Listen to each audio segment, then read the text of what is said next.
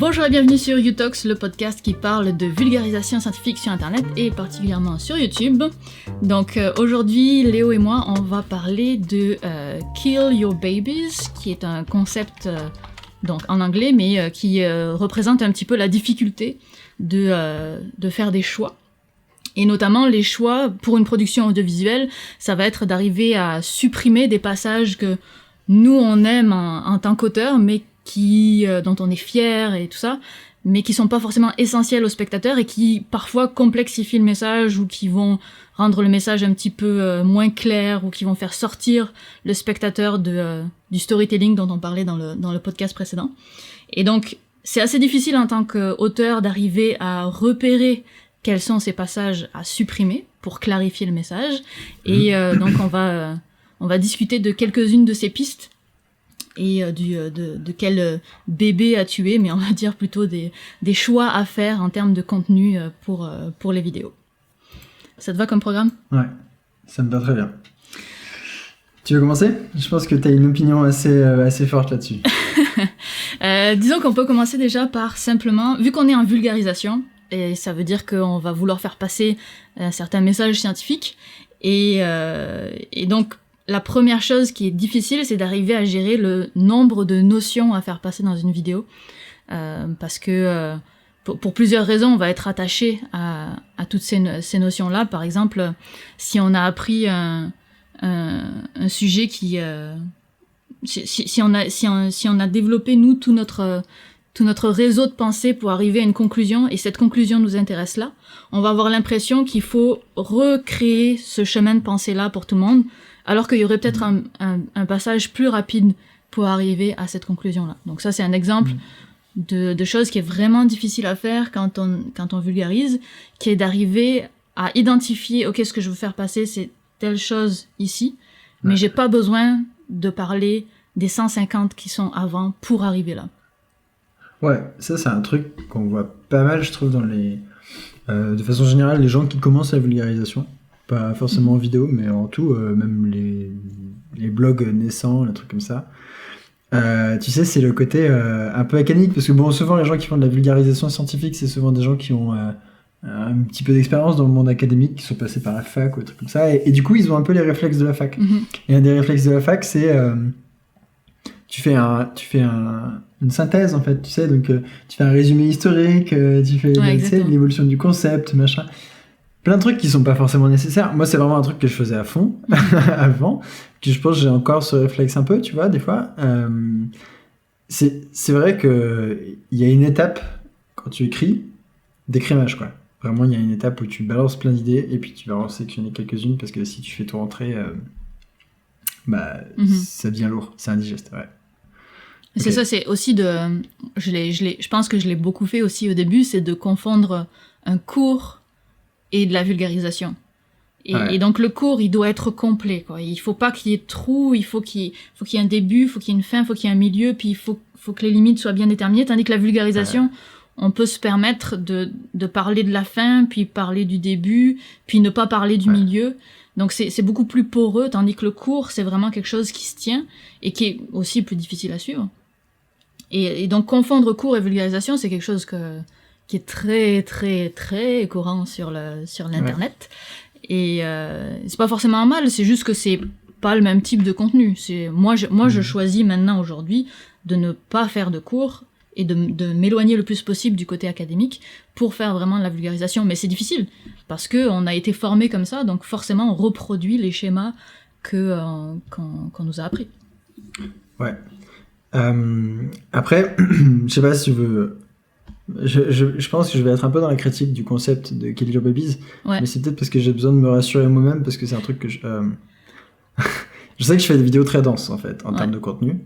Tu es un bon exemple qui me suit. Ouais, je sais que je balance beaucoup d'infos, en plus ça va vite, et il y a plein d'anecdotes, et puis il y a plusieurs concepts par vidéo des fois. Et j'essaie de me soigner, mais en fait, je suis pas certain qu'il faille me soigner entièrement, entre guillemets. Donc j'arrive à mon point. Donc en gros, par exemple, je parlais d'une chaîne qui s'appelle Vox, qui est une chaîne qui se décrit comme un média pour comprendre le monde. Anglophone. Et ouais, c'est anglophone, c'est d'excellente qualité, tant sur le fond que sur la forme, c'est vraiment, vraiment une référence quoi, dans le top 5 de ce qui se fait sur YouTube. Et puis ils ont des très bons auteurs, mais c'est journalistique. Et le fait que ce soit journalistique, ça fait que c'est écrit. Ils ont pas du tout. Je trouve que c'est pas trop formaté parce qu'ils ont plein de formats différents. Il y a un format où il y a un vlogueur qui parcourt le monde et tout, c'est assez intéressant. Mais le fait que ce soit journalistique, ça veut dire qu'ils vont vraiment se contraindre à expliquer une idée de la façon la plus concise possible. Et c'est pour ça qu'on l'aime. Et ça, c'est.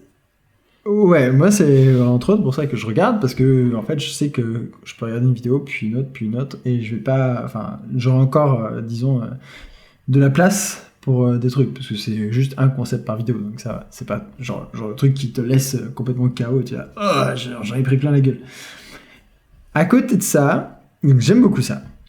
À côté de ça, je pense que moi j'ai un peu ce côté, j'aime bien l'aspect fouillis mental.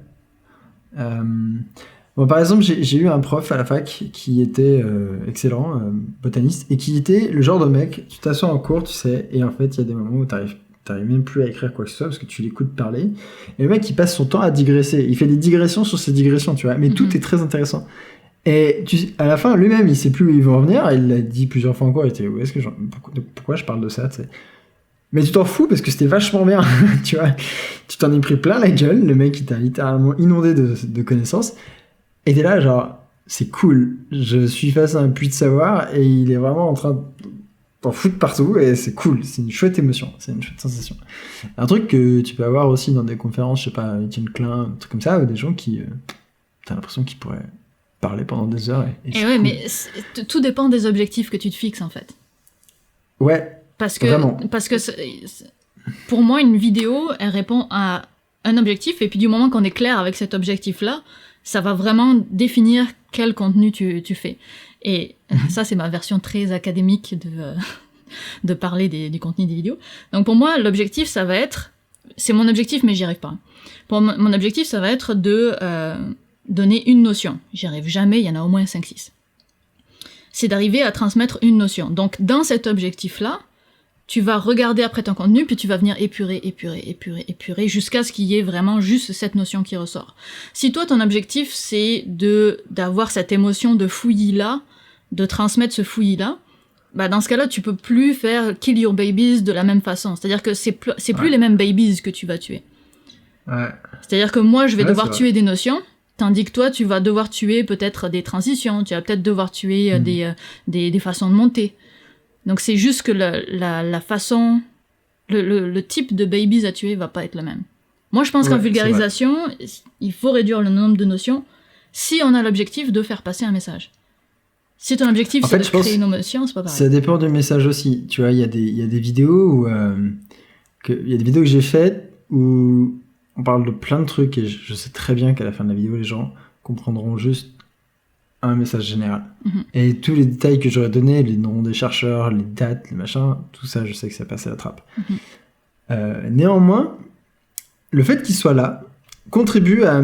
En fait, ça contribue à créer une sorte d'édifice mental dans la tête des gens, ne serait-ce que en termes de crédibilité, tu vois. Tu les amènes avec toi et tu leur prouves, entre guillemets, que tu as fait tes devoirs et que tu sais de quoi tu parles et que tu les amènes vers une vraie conclusion vers laquelle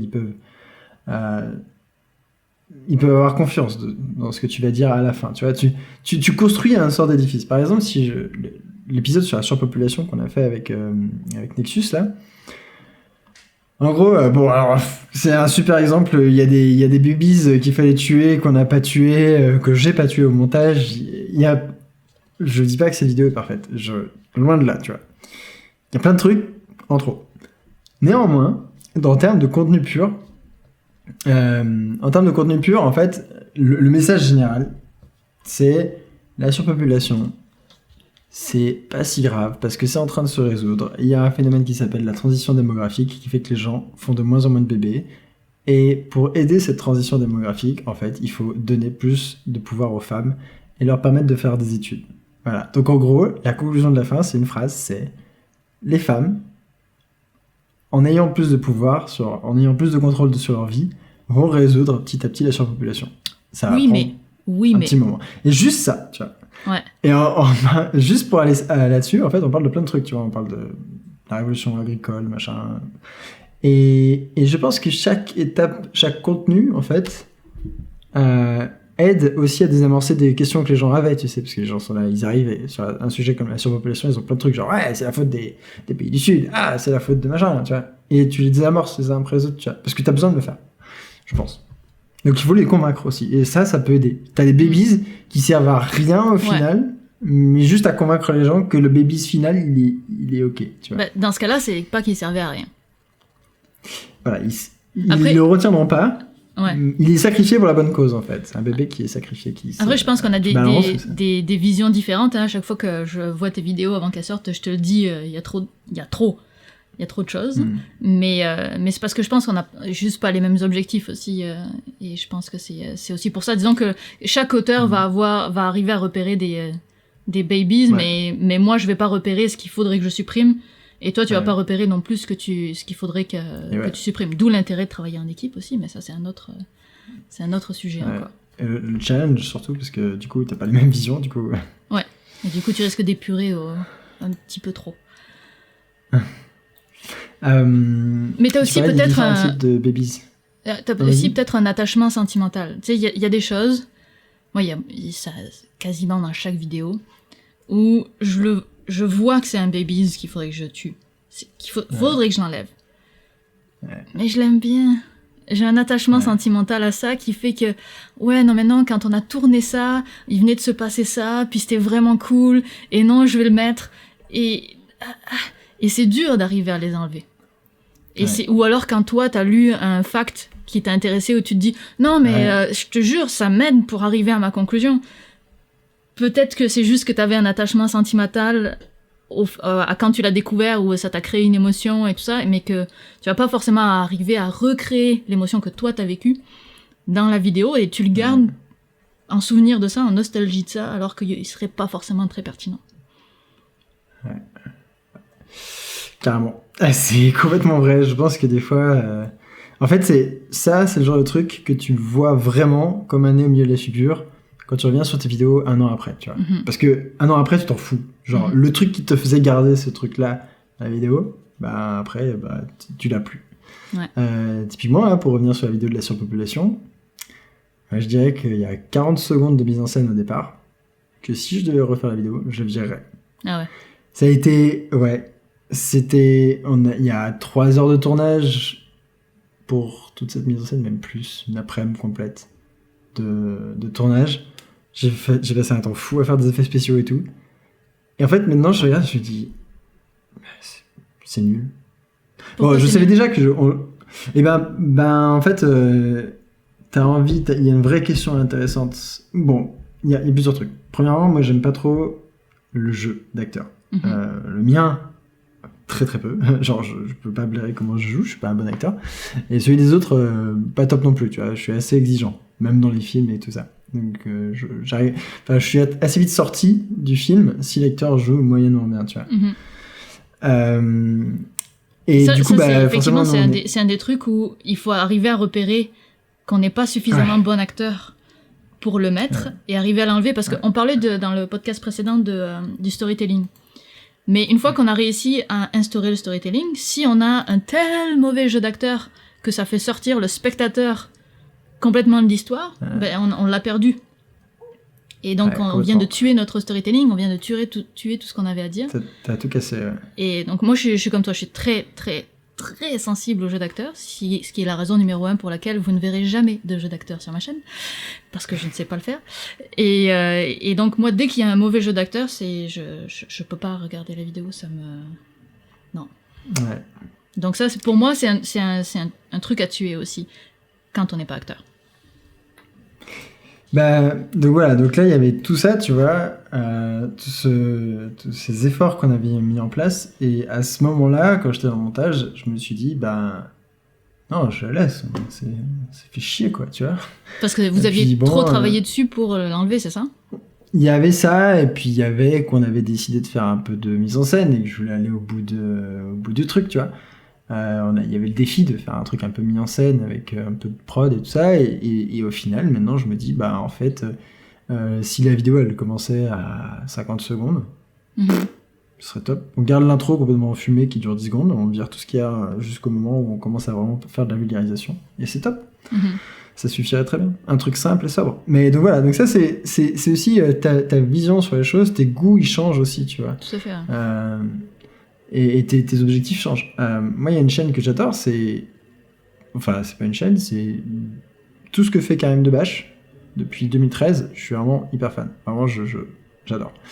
Parce que je pense qu'on a un peu la même vision et on a un peu les mêmes attentes, dans le sens où lui il aime bien s'éparpiller, tu vois. C'est un mec qui réfléchit très vite et qui a une énorme culture, et du coup, quand il pense à un truc, il pense à 10 trucs en même temps, et il a envie d'en parler, tu vois. Il a envie de faire des références, il a envie de faire des trucs comme ça. Donc, c'est sûr que ça fait des vidéos qui sont extrêmement riches, et des fois qui peuvent être même trop riches pour certains, tu vois. C'est un peu comme un plat un peu vénère, difficile à digérer.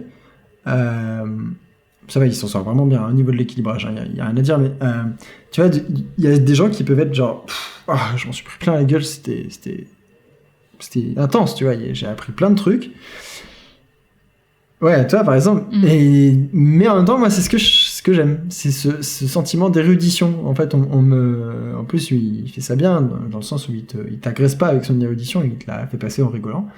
Mais j'aime bien voir en fait des gens qui ont une telle culture que, en fait, ils te montrent que c'est tout un paysage, c'est pas juste une question, tu vois. Ils te montrent qu'il y a un paysage derrière, tu vois, et c'est chouette. C'est un chouette sentiment, c'est Moi, j'aime pas ça. En fait. Ouais, bah voilà, non mais je comprends aussi, je comprends que tu puisses genre. Moi, j'aime pas ça parce que pour moi, au contraire, ça démontre un manque d'esprit d'analyse, tu vois. Ça démontre que la personne n'arrive pas à te faire passer le message qu'elle a envie de te faire passer. Disons que moi, quand je regarde une vidéo de vulgarisation, je la regarde pour apprendre un truc, tu vois. Ouais, mais si on me dit pas que c'est une vidéo de vulgarisation et que c'est une vidéo sur la vie, je vais avoir une autre attitude face à cette vidéo-là. Ouais. Mais donc, très particulière. Ouais, dans le contexte de la vulgarisation, pour moi, s'il y a trop d'informations, en tant que spectatrice, et peut-être en tant que spectatrice biaisée parce que je fais aussi la vulgarisation, ça me gêne s'il y a trop d'informations. Ça me gêne. Disons que ça me gêne. Je vais quand même la regarder si c'est bien monté, si c'est bien fait. La forme joue énormément dans la capacité à regarder la vidéo en entier. Ouais, bien sûr. Mais à la fin, si j'ai retiré mon message principal, ça va. Je suis contente et ça va. Mais si j'arrive pas à retirer de message principal et qu'on m'a bombardé d'informations, je sors avec de la frustration. Non, là, je te parle vraiment de... Enfin, en tout cas, ce que fait Karim, c'est des vidéos où tu as quand même le message principal à la fin. Ouais. C'est juste que tu vois le message principal et puis tu vois qu'il est, en fait, dans une sorte de constellation où il y a plein d'autres trucs autour. Il te les a juste montrés, il te les a fait toucher du doigt, mais... Il faut être talentueux pour arriver à faire ça. Ouais, Karim, moi, j'ai regardé peut-être une vidéo de lui, gros max. Donc, je peux pas trop critiquer. Nul. Mais... Nul. Mais il fait des critiques de cinéma, c'est ça? Il fait de l'analyse de ciné, ouais. Moi, ça me passionne pas comme sujet, alors forcément, je regarde pas trop. C'est pour ça. D'accord. Ça passe. Mais donc voilà, donc je pense que tu peux tuer des bébés et tout ça, mais c'est vrai que c'est assez difficile de définir un étalon unique pour chaque auteur. Il y a aussi des intentions qui sont différentes. Il y a des gens qui aiment bien montrer leur érudition ou qui simplement le font naturellement parce qu'ils en ont une énorme, quoi. Érudition. Ouais. Donc voilà, après, il y a aussi un ton, des fois, c'était une formation journalistique, tu devrais essayer d'aller plus droit au but, ou je sais pas. Je suis pas sûr que ce soit très journalistique d'aller droit au but. Bah, en fait, Vox, pour moi, c'est vraiment du journalisme de très haute qualité, mais c'est du journalisme dans un sens où tu sens pas vraiment une patte d'auteur, en fait. Sauf dans certains... il y a quelques émissions où tu sens une patte d'auteur. Il y a beaucoup, quand même. Mais... par exemple, l'émission où il y a de l'analyse de musique, là, tu sens qu'il y a un truc d'auteur. Earworm, ça s'appelle. Borders aussi. Borders aussi, il y a une patte d'auteur, c'est vrai. Non, t'as raison, en fait. Il y a beaucoup de pattes d'auteur dans Vox. Mais tu vois, Earworms, justement, Earworms, c'est des vidéos plutôt longues et en fait, il y a plein d'exemples. Enfin, ça fourmille, c'est pas... Ouais, je sais pas, c'est quand même tellement bien foutu que t'en sors toujours avec une idée très claire de ce qui a été dit, en fait. Je pense, effectivement, si à la fin du contenu, t'es perdu et tu sais plus ce qui a été raconté, là ça a été mal fait, y a rien à dire.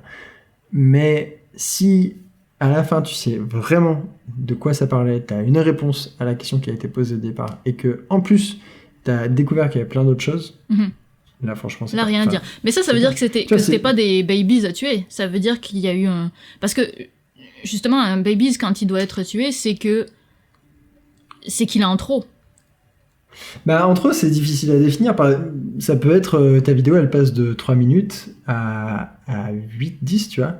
Juste parce qu'il a envie de mettre plein de détails et faire découvrir que c'est tout un panorama, et voilà. Bon, exemple, la vidéo que je t'ai envoyée sur l'agriculture, que les gens ne verront pas avant un certain temps, mais bon, qui est faite. Donc, c'est une vidéo qui parle des conséquences de l'invention de l'agriculture.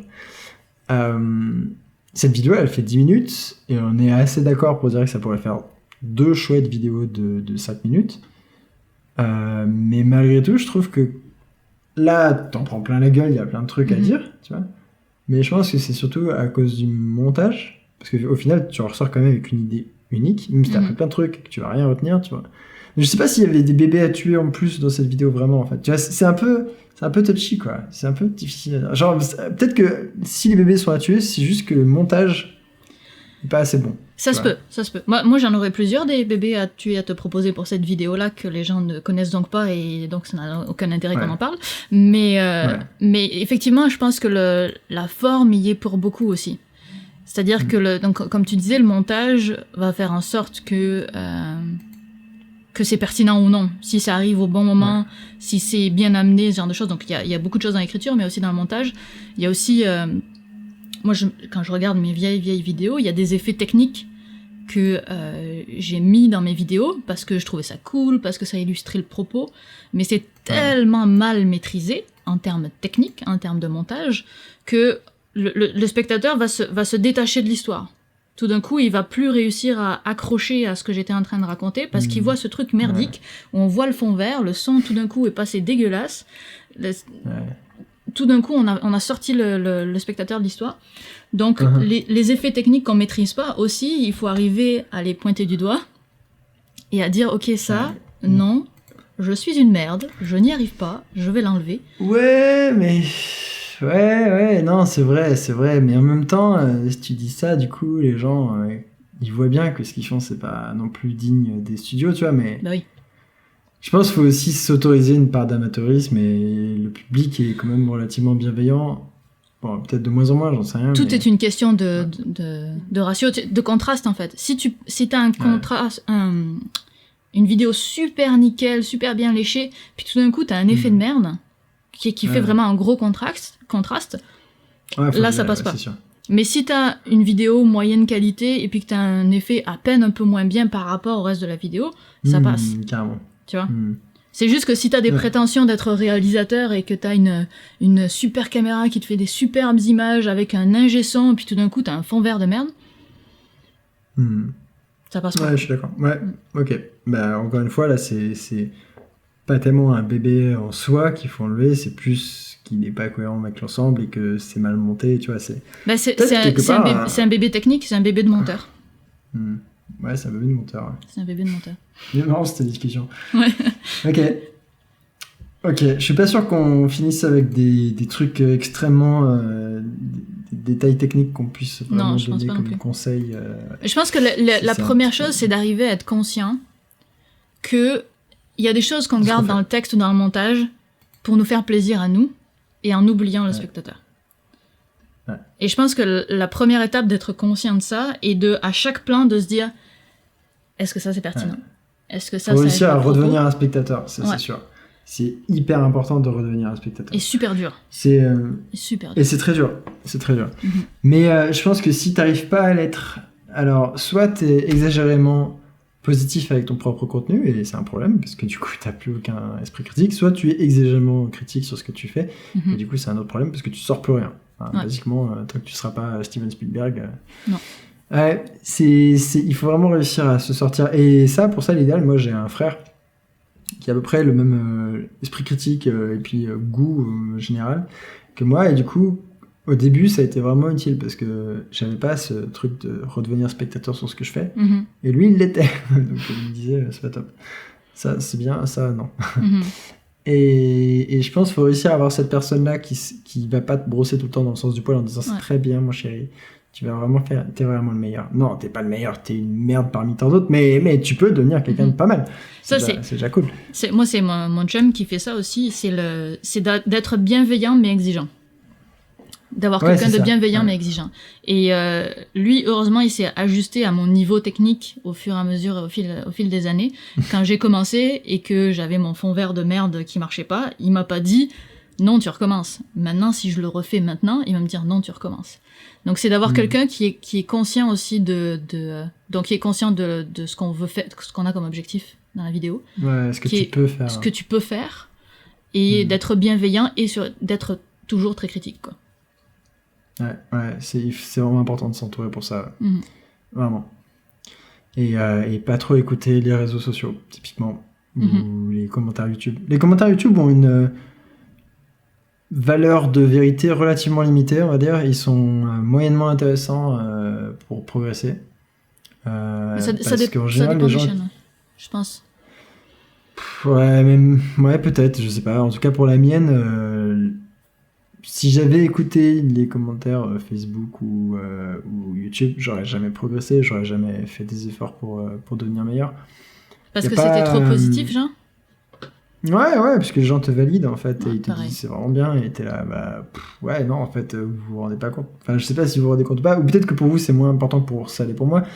Ce qui est pas impossible aussi, hein, tout simplement, les niveaux d'exigence sont pas au même endroit, mais je pense que il faut pas trop écouter ça. Surtout, tu sais, sur Twitter, il y a un phénomène de sélection qui fait que les gens qui sont sur Twitter, par exemple, ou sur Facebook, c'est les gens de la communauté qui sont les plus fans. Donc, ils viennent parce qu'ils sont fans. Donc, si on fait que les écouter et que, genre, on dit, là, je suis désolé, c'est pas top par rapport à d'habitude, et ils viennent te dire, mais non, c'est génial et tout. Les croyez pas. Les croyez pas. Non, effectivement, c'est pas top par rapport à d'habitude, et vous ferez mieux la prochaine fois. Parce que sinon, on s'arrête tout simplement, on se dit, c'est génial ce que j'ai fait. Christopher Nolan peut aller se rhabiller, quoi. Donc bon, voilà, je pense que c'est ça. Faut pas forcément écouter trop les trucs positifs. Et là, trop. Je vais bitcher un petit peu contre toi. On a une très belle démonstration de toi qui a l'esprit qui va dans tous les sens et où on va revenir au sujet principal et donc ça alimente le sujet principal et où moi je vais rester super focus et je vais pas trop dériver. Donc je pense que ça se retrouve aussi dans les personnages qu'on est, quoi, les personnes qu'on est. Bien sûr, la façon d'écrire et la façon de parler, c'est tellement lié à ça. Lié, ouais. Mais après, tu vois, genre, je pense que, avant qu'on revienne dans le sujet, moi, entre ce que j'écris ou ce que je raconte, tout ça, je sais que je suis extrêmement décousu comme personne. Mais à l'écriture, comme je le sais, je fais gaffe, tu vois. J'écris ma mort, en fait. Genre maintenant, j'ai une façon d'écrire qui est complètement différente par rapport à avant. Et j'écrivais plus d'une traite. Parce qu'avant, quand j'écrivais d'une traite, c'est parti en bordel complètement, tu vois. Mais maintenant, je fais d'abord des petites sous-sections. Puis j'enlève les sections, je les redéplace, tu vois, je fonctionne comme ça. Justement, on va parler du processus de comment on fait nos vidéos dans le prochain podcast. Ah, parfait, quelle transition. Quelle transition, c'est parfait. Tu le savais, hein? Non, j'avais oublié. Mais oui, je le savais. Ouais. Je sais que t'avais oublié. Donc, pour revenir dans le sujet, Kill Your Babies, c'est pas facile, parce qu'il faut arriver à prendre du recul. Et on vous a pas donné vraiment de technique, on vous a juste dit qu'on galérait nous aussi. Et puis voilà, le tout c'est d'en être conscient, quoi. Et d'arriver à s'améliorer sans lire les commentaires YouTube. Ouais, voilà. Ou juste ceux qui sont négatifs, mais constructifs. Mais voilà. De trouver quelqu'un de bienveillant, voilà, pour une relecture systématique. S'entourer de gens qui peuvent aider, on va dire, à nous pousser vers le haut. Et aussi, il y a plein de types de babies différents, il faut réussir à les reconnaître les uns les autres. Des babies d'écriture, des babies de construction, des babies de notions, des babies techniques. Et voilà. Ouais. C'est pas facile. Hein. Non. Ah ben la vulgarisation en vidéo sur YouTube, c'est 5 métiers différents, au moins, je sais pas. C'est pour ça que nous avons donc créé un podcast pour en parler et montrer toutes les difficultés que nous avons à créer ce genre de vidéo. Comme si on savait de quoi on parlait. Ouais, donc... C'est ainsi que se finit donc ce podcast. Et donc, on vous dit à la prochaine fois où on parlera donc du processus qu'on a pour créer nos vidéos. N'hésitez pas à laisser des commentaires, on répondra à vos questions un jour. Et puis, à dans 2 semaines. Lâche un pouce bleu. Et lâchez un pouce bleu. Bye. Hop. Good.